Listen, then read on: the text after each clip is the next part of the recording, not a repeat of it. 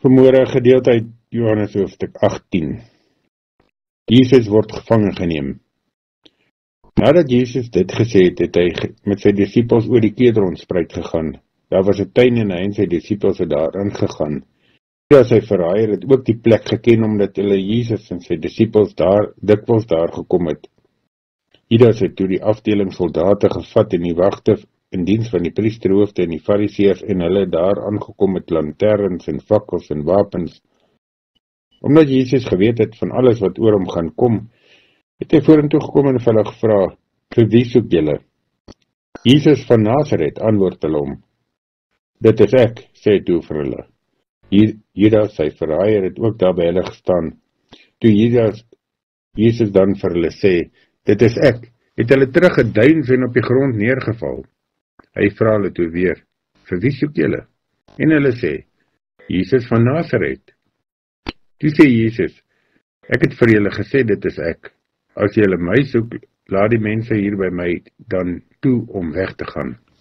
So sou vervul word wat hy voorheen gesê het, van die wat hy my gegee het ek niemand verlore laat gaan nie. Simon Petrus het 'n swaard by hom gehad. Hy ruk het toe uit, slaan daarmee na die slaaf van die hoëpriester en kap sy regteroor af. Die slaaf se naam was Malchus. Toe sê Jesus vir Petrus, sit die swaard in sy skede terug, moet ek dan nie my lydensbeker drink wat die Vader my gegee het nie? 12. Jesus voor Annas.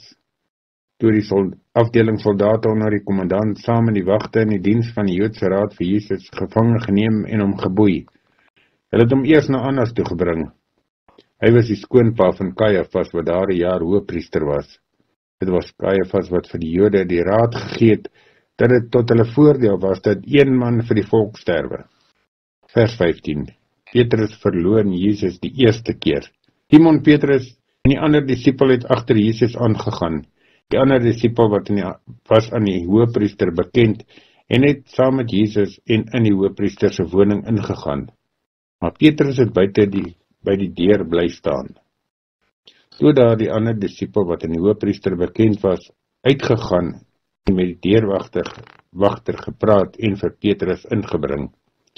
Die diensmeisie wat deurwagter was, sê toe vir Petrus, jy's tog nie ook een van daardie man se disipels nie? Nee, ek is nie, antwoord hy. Die slawe en die wagte het hulle gestaan en warm maak by die vuur wat hulle gemaak het omdat dit koud was. En Petrus het ook saam met hom hulle gestaan en warm maak. Vers 19. Annas en Kajafas voor verhoor Jesus. Die hoëpriester het Jesus toe ondervra oor sy disipels en oor sy leer. Jesus het hom geantwoord, ek het in die openbaar met die mense gepraat. Ek het hulle altyd in die sinagoges en die tempel geleer, waar die Jode bymekaar kom. En ek het niks in die geheim gesê nie. Waarom ondervra u my? Ondervra die wat gehoor het wat ek vir hulle gesê het. Hulle weet wat ek gesê het. Toe Jesus dit sê, het een van die wagte wat daarby gestaan het, hom geklap en gesê, antwoord jy die hoëpriesters so? Jesus sê toe vir hom, sê het verkeerd was, sê dan wat was verkeerd. Maar as het reg was, waarom slaan jy my? Annas het hom toe geboei na die hoëpriester Kajafas toegestuur. Vers 25. Petrus verloon Jesus weer. Simon Petrus het hom nog staan en warm maak. Die mense by die vuur vra hom toe vir hom, jy is ook tog nie een van sy disipels nie. Dit ontken en gesê, nee, ek is nie. Een van die hoëpriesters se slawe wat familie was van die een wie se oor Petrus afgekap het, vra toe, het ek jou dan nie in die tuin by hom gesien nie? Petrus het dit weer ontken en net daarna het 'n haan gekraai. Jesus voor Pilatus. toe het hulle vir Jesus van Caiaphas af na die amptswoning van die goewerneur toegebring. Dit was die môre vroeg. Hulle het self nie in die amptswoning ingegaan nie, sodat hulle nie onrein sou word nie. Maar die paasmaaltyd sou kon eet. Pilatus het na hulle toe buite uitgegaan en gevra, "Watter aanklag bring julle teen hierdie man in?" Hulle het hom geantwoord, "As hy nie misdadiger was nie, sou ons hom nie aan u uitgelewer het nie." Pilatus sê toe vir hulle, "Vat julle hom en veroordeel hom volgens julle wet." Maar die Jode sê vir hom, "Ons mag nie iemand teregstel nie." Gebeur sodat die woorde van Jesus vervul kon word wat hy gesê het toe hy aangedui het op watter manier hy sou. Pilatus het toe weer in sy amptswoning ingegaan en Jesus geroep en vir hom gevra, "Is jy die koning van die Jode?" Hy het hom toe gevra, "Vra u dit uit u eie of het ander dit vir u van my gesê?"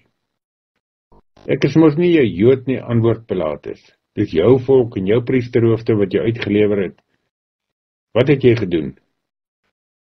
"My koninkryk is nie van hierdie wêreld nie," antwoord Jesus.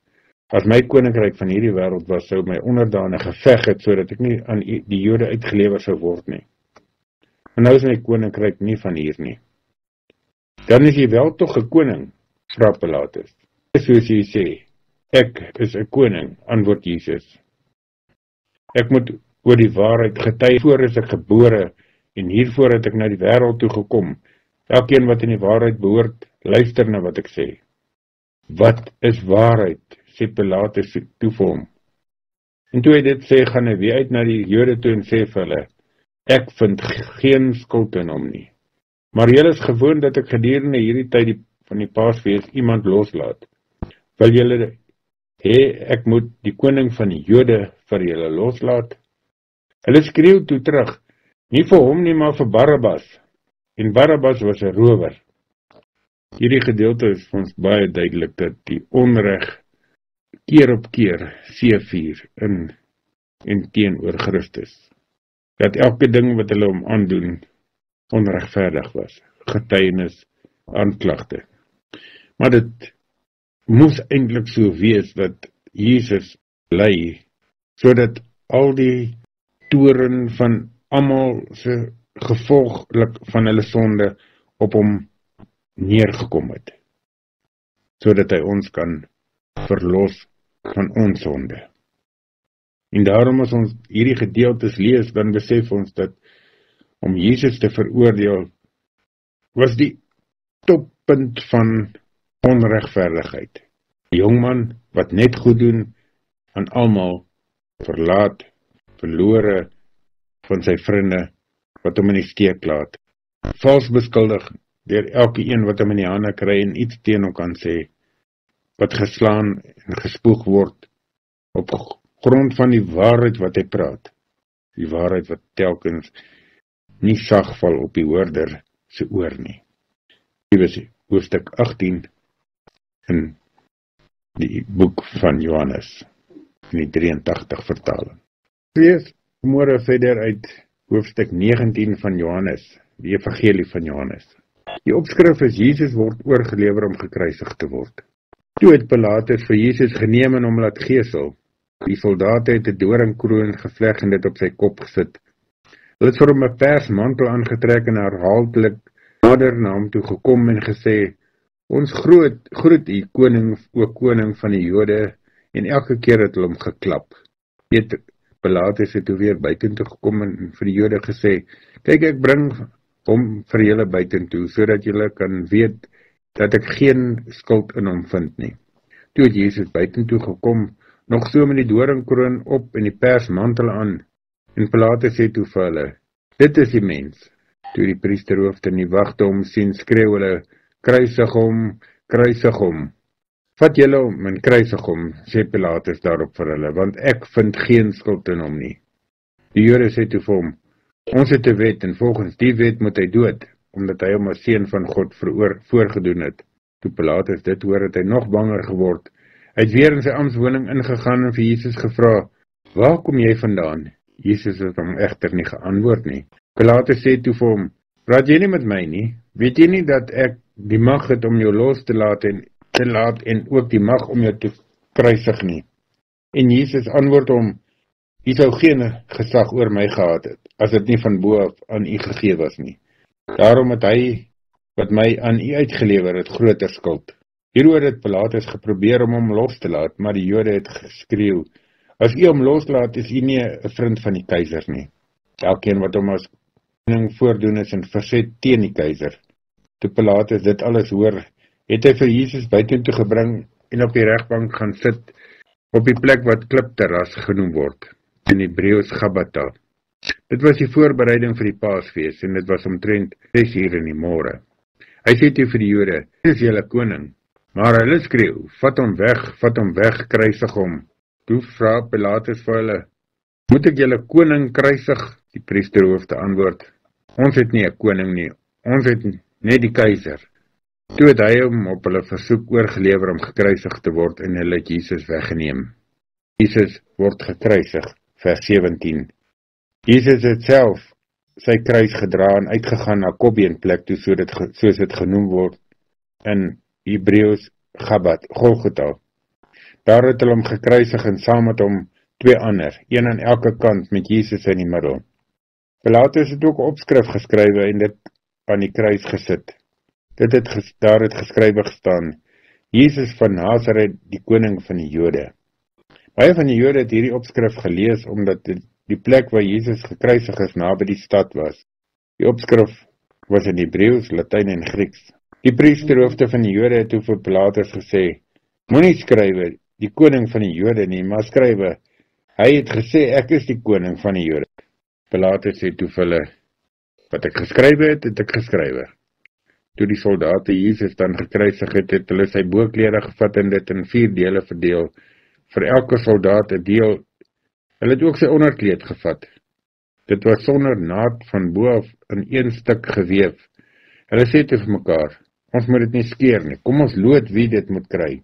Dit het gebeur sodat die skrif vervul kan word waar dit sê, "Hulle het my klere onder mekaar verdeel en vir my kleed het hulle geloot." Dit was die soldate wat dit gedoen het. Die kruis van Jesus het ook nog sy moeder en sy moeder se suster en Maria, die vrou van Klopas en Maria Magdalena gestaan. Toe Jesus sy moeder sien en die disipel vir wie hy baie lief was, wat by haar staan, sê hy vir haar, "Daar is u seun."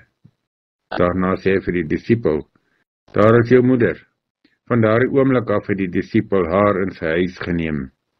Vers 28, sterwe. Dat Jesus met die wete dat alles klaar volbring is, en sodat die skrif vervul kon word, gesê, "Ek is dors." Daar het 'n kan vol suurwyn gestaan. Die soldate het toe 'n spons vol suurwyn op 'n hisooptakkie gesit en dit teen sy mond gehou. Nadat Jesus die suurwyn gekry het, hy gesê, "Dit is volbring." Toe het hy sy kop vooroor laat sak en die laaste asem uitgeblaas. Dit was Vrydag en die Jode wou nie hê dat die liggaam op 'n Sabbatdag in die kruis moes bly nie, want daardie Sabbatdag was 'n groot dag. Daarom het hulle vir Pilatus gevra dat die mense wat gekruisig is, se bene gebreek en die liggame weggevat moes word. Toe die soldate gekom en die bene van die eerste een gebreek en ook van die tweede een wat saam met Jesus gekruisig was. Toe hulle egter by Jesus kom en sien dat hy al klaar dood is, het hulle nie sy bene gebreek nie, maar een van die soldate het 'n spies in sy sy gesteek en daar het dadelik bloed en water uitgekom. Hy wat dit gesien het, lê daarvan getuienis af en sy getuienis is waar. Hy weet dat hy die waarheid praat, sodat julle ook kan glo. Gebeur sodat die skrif vervul kan word. Geen been van hom sal gebreek word nie. En verder sê die skrif op 'n ander plek, hulle sal hom sien vir wie hulle deurboor het. Vers 38, Jesus word begrawe. Hierna het Josef van Arimatea, wat 'n disipel van Jesus was, maar in die geheim, omdat hy vir die Jode bang was, vir Pilatus gevra of hy die liggaam van Jesus mag neem. Pilatus het sy toestemming gegee. Josef het toegegaan en sy liggaam weggeneem. Nikodemus, wat 'n keer in die nag na Jesus toe gekom het ook gekom en 'n mengsel van omtrent 50 liter mirre en alwyn gebring. Hulle het die liggaam van Jesus geneem en dit met geerolie behandel en in doeke toegedraai, sodat dit soos die gebruik van die Jode was om iemand vir die begrafnis uit te lê. By die plek waar Jesus gekruisig is, was daar 'n tuin en in die tuin 'n nuwe graf, daar nog niemand begrawe was nie. Daar het hulle Jesus begrawe. Omdat die Sabbatdag vir die Jode al amper aangebreek het, die graf daar naby was. Hierdie gedeelte, Johannes hoofstuk 19, wat ons laastens gelees het van die waar Jesus liggaam neergelê word in 'n nuwe graf daar naby. En ons lees ook dat die volgende dag 'n belangrike dag was. Dag waarop die Pasga gevier sou word. Die dag wat herdenk sal word tot in ewigheid, as die dag waarop Christus in die graf was, voordat hy opgestaan het. Maar wat eintlik niemand verwag het en presies van geweet het nie. Vandag, Goeie Vrydag. En daarom lees ons die gedeelte van Jesus wat gevange geneem word, gekruisig word en neergelê word in die graf. Hierdie gedeelte, Johannes hoofstuk 19 in die 83 vertaal. Mag die genade van die Here Jesus Christus, die liefde van God en die gemeenskap van die Heilige Gees met elkeen van julle wees en bly tot in ewigheid. Amen.